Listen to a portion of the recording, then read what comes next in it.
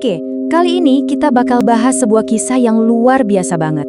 Ini tentang gimana satu kesalahan kecil di puncak gunung tertinggi di Jawa bisa jadi pemicu perjuangan hidup dan mati selama 4 hari.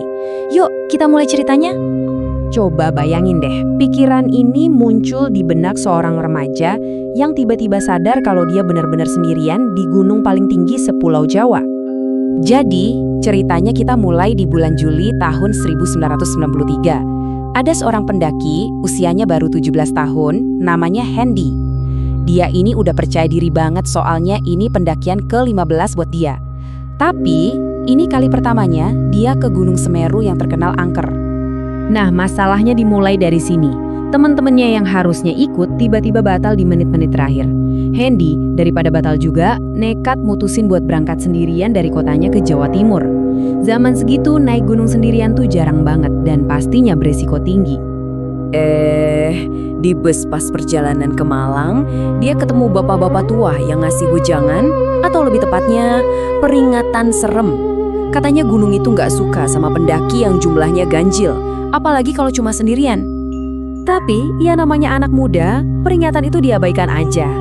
Hendy tetap lanjut dan berhasil sampai puncak. Dia berdiri di atapnya Pulau Jawa. Rasanya bangga dan puas luar biasa. Tapi, momen kemenangan ini nggak bertahan lama.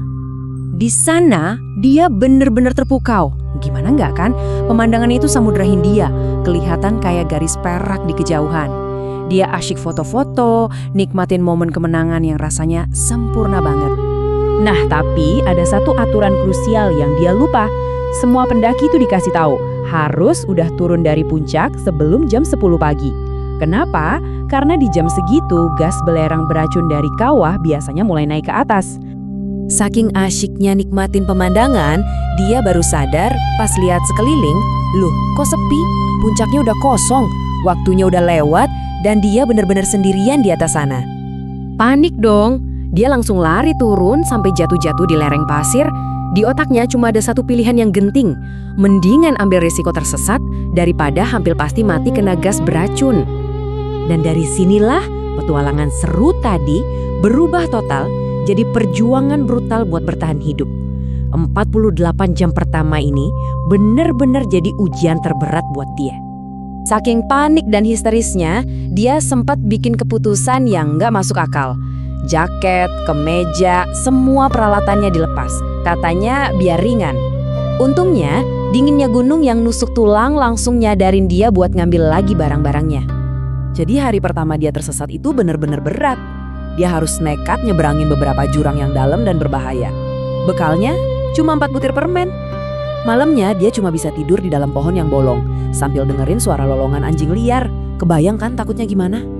Masuk hari kedua, dia udah dehidrasi parah dan benar-benar putus asa. Sampai akhirnya dia nemu genangan air di sebatang pohon yang udah tumbang. Dan ini dia puncaknya. Air itu rasanya busuk. Dan pas dia lihat, isinya belatung. Tapi apa dia peduli? Enggak, langsung diminum aja. Di titik ini, yang penting cuma satu. Gimana caranya bisa tetap hidup? Nah, makin lama, perjuangannya bukan cuma soal fisik lagi, tapi juga soal mental.